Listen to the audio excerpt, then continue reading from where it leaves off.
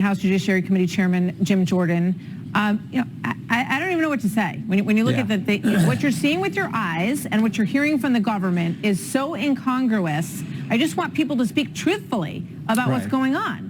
Yeah, and Secretary Mayorkas doesn't speak truthfully. And that statement he made, they are subject to removal. Being subject to removal is different than being returned and being removed. Our legislation would do those things. It says if you come here and you're seeking asylum, you get to apply for asylum, then you're either going to be detained or you're going to be returned to Mexico. You're not going to be released. That is the fundamental difference from the previous administration under President Trump and this administration. And as it was said earlier, this is being done intentionally. And here's the result. 350,000 unaccompanied minors, that's bureaucratic lingo for kids, for children, have shown up in our country, have been released, and the Biden administration has lost track of 85,000 kids, 85,000 children. That is unacceptable. That is wrong. That is sad. That is terrible. But that is the end result of their crazy policy. And again, that's not Jim Jordan numbers. The New York Times reported those 85,000 kids that they have no idea where they're at. Our bill would correct that situation as well. Let's hope we can get it passed on the House floor. I think we will. I think we're going to get it through the House.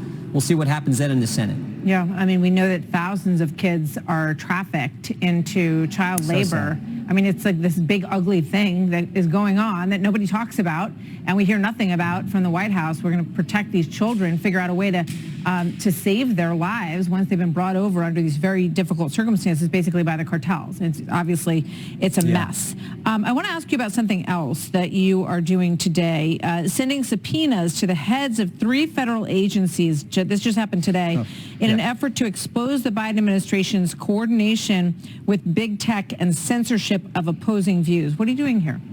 Yeah, these are these agencies within the bigger agency who are part of big government and big tech working together to keep information from the American people. This whole suppression of speech. It's what Mr. Taibbi and Mr. Schellenberger, when they testified a month ago, it's what they talked about when they said the censorship industrial complex. That is exactly what this is, what we're looking at. We want to know all the communications. These are subpoenas for documents and communications that they may have had with big tech companies. We know the FBI was involved. We know that Elvis Chan was involved, the agent in San Francisco, meeting regularly, meeting weekly with big tech companies in Silicon Valley. We want to know about these specific agencies, what was going on there, and that's why we issued the subpoenas today. What, with regard to Rochelle Walensky, head of the CDC, what are you looking for there? Well, this is a suppression of anyone who disagreed with what Fauci and the government were saying for the last 2.5 years. We know on the 3rd day of the Biden administration, the White House sends an email to Twitter and says, can you take down this tweet ASAP? And the tweet was actually from Robert F. Kennedy Jr., and the tweet said, Hank Aaron passed away after he took the vaccine. People are asking questions about this. They wanted to take that tweet down. Now think about that. Every fact in that tweet is a fact. Every statement is true. Hank Aaron, real person, great American, took the vaccine and then passed away. He didn't say linkage. He said people are asking questions about that. But the White House was saying, take that tweet down. There was not one piece of disinformation, misinformation, false claim in there. It was just facts that were put out, and they wanted to take it down on the 3rd day of this administration. That's the kind of stuff that is not supposed to happen in a country where you have a First Amendment, where you have free speech, freedom of the press. That is not supposed to happen, but was going on. That's what we want to talk to the CDC about and get information from them. All right, Congressman Jim Jordan, thank you very much. You bet. Good to Thank see you, Chairman. Good to see you.